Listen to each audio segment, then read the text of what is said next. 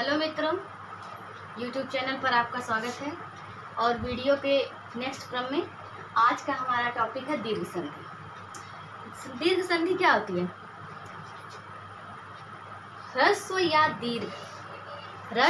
दीर्घ अ ई उ के बाद समान वर्ण या ह्रस्व या दीर्घ अ ई उ आए तो दीर्घ आ, दीर्घ ई और दीर्घ उ हो जाते हैं।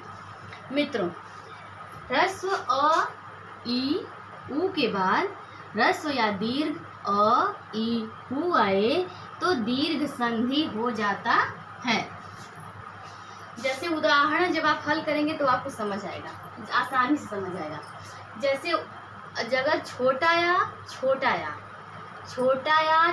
या मिलाएंगे तब आपका दीर्घ आ बनेगा। जैसे देखिए उदाहरण में धर्म और अर्थ। धर्म के अंतिम में अ है और अर्थ के शुरू में अ है, तो अ और अ मिला दिया तो यहाँ हो गया बड़ा या धर्म अर्थ, धर्मार्थ। यहाँ आपका बीच में बड़ा होगा तो आज हो गया आपका धर्मार्थ। फिर आपका दूसरा जैसे उदाहरण है स्व प्लस अर्थी। स्व के अ में अ है, अर्थी के प्रारंभ में अ है, दोनों अ मिलाकर दीर्घ आ हो जाते हैं तो आपका शब्द बन गया स्वार्थी। फिर आपका जैसे जितना ही उदाहरण आप दोस्तों हल करेंगे उतना ही आपको संधि समझ में आएगी, जितना ही उदाहरण आप समझेंगे। जैसे आपका उदाहरण एक और उदाहरण है देव अर्चन। देव के व में अ है, अर्चन के अ में अ है, अ और अ मिलाकर आपका दीर्घ हो गया और आपका शब्द बना देवार्चन। फिर आपका जैसे एक उदाहरण है वीर अंगना। वीर के र में अ है, अंगना के अ में अ है, वीर शब्द के र में अ है और अंगना के अ में अ है, और अ मिलाकर हो गया दीर्घ आ और आपका शब्द बना वीरांगना। मित्रों, मैं यही कहना चाहती हूँ कि अगर आप छोटा या मिलाएंगे तब भी दीर्घ आ होगा। और जैसे फिर आपका अब छोटा या मिलाकर दीर्घ आ हो गया, आपको समझ में आ गया। जैसे धर्मार्थ, स्वार्थी, देवार्चन, वीरांगना। अब आपका जैसे छोटा अ और बड़ा अ, अगर आप छोटा अ और बड़ा आ भी मिलाएंगे तब भी आपका दीर्घ अ ही होगा।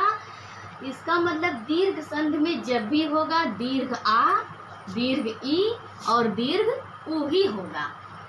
ह्रस्व अ, ह्रस्व ई और ह्रस्व आ कभी नहीं होगा। जब भी होगा आपका दीर्घ संधि में या तो दीर्घ आ होगा, या तो दीर्घ ई होगी, या तो दीर्घ उ होगा। जैसे आपका है आप ह्रस्व अ और दीर्घ आ, अगर इन दोनों को मिलाएंगे तब भी आपका दीर्घ आ ही होगा। उदाहरण देखिए देव धन आलय। आपका देव शब्द में देव के अंतिम में अ है और आलय के शुरू में बड़ा है।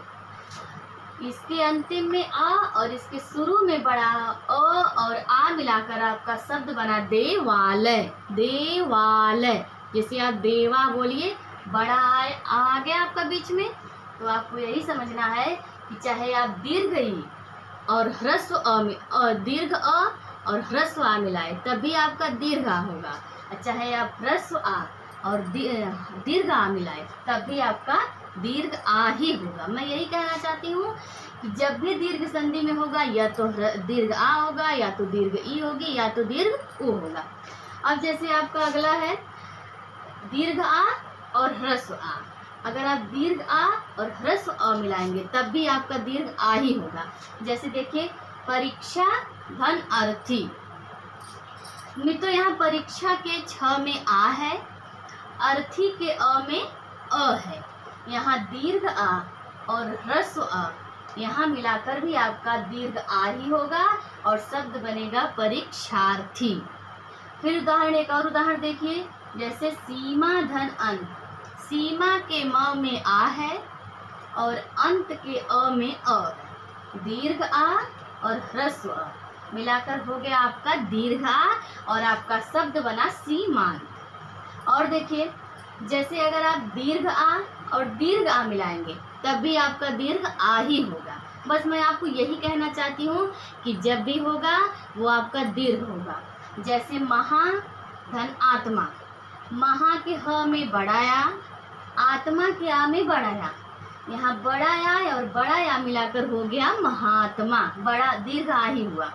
फिर है विद्या धन आलय, विद्या के आ में आ है, आलय के आ में आ है, दीर्घ आ मिला करके आपका हो गया दीर्घ आ और शब्द बना विद्यालय। फिर आपका हो गया महाआनंद, महा के हा में बढ़ाया, आनंद के आ में बढ़ाया और आपका दीर्घ आ मिलाकर हो गया महानंद। वैसे ही दोस्तों आपका ये मैंने आपको समझाया कि जब भी होगा या आप ह्रस्व आ मिलाए तब भी दीर्घ आ, या आप ह्रस्व आ और दीर्घ आ मिलाए तब भी आ, या आप दीर्घ आ और ह्रस्व अ मिलाए तब भी आ। इसी प्रकार आपका ई भी आएगा, जब भी आएगा दीर्घ ई ही आएगा। जैसे देखिए आप छोटी, अगर आप छोटी ई मिलाएंगे तब भी दीर्घ ई ही बनेगा और वो दीर्घ संधि के अंतर्गत आएगा। जैसे आपका उदाहरण है अति धन इव, अति में छोटी, इव में छोटी मिलाकर यहाँ आपका हो गया दीर्घ ही और आपका शब्द बना अतीव। ऐसे ही एक उदाहरण है कवि धन इंद्र, कवि के लास्ट में छोटी और इंद्र में छोटी और आपका यहाँ दीर्घ ई बना और शब्द बना कवींद्र। ऐसे ही आपका छोटी ई और दीर्घ ई भी मिलाकर दीर्घ ई होगा। जैसे इसका उदाहरण देखिए गिरधन ईस, गिर के र में छोटी ई और ईस के ई में बड़ी, छोटी और बड़ी ई मिलाकर आपका हो गया दीर्घ ई और शब्द बना गिरीश। और एक उदाहरण और इसका समझिए मुनि धन ईश्वर, मुनि में छोटी, ईश्वर में बड़ी, छोटी बड़ी मिलाकर बना गया दीर्घ ई और शब्द बन गया मुनीश्वर। मुनि ईश्वर था, शब्द बना आपका मुनीश्वर। फिर आपका हो गया बड़ी छोटी, मही धन इंद्र, मही के ह में बड़ी और इंद्र के ई में छोटी और आपका शब्द बना महेंद्र। फिर आपका अगला है सची धन इंद्र, सची के च में बड़ी और इंद्र के ई में छोटी और आपका शब्द बना सचिंद्र। ऐसे ही आपका है बड़ी और बड़ी मिलाकर बड़ी।